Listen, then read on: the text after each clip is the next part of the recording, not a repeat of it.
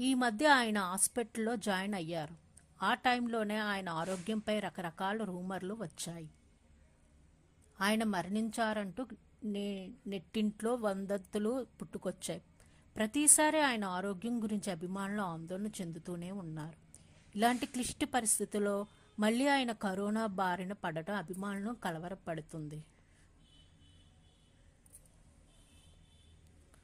Captain Vijayakanth cinema హీరోలుగా ఇటు తమిళ అటు తెలుగు ప్రేక్షకులపై చెరరేగిన ముద్ర వేశారు.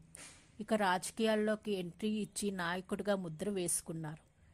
డీడీఎంకే అధినేతగా విజయకాంత్ తమిళ ప్రజల్లో స్థానాన్ని సంపాదించుకున్నారు.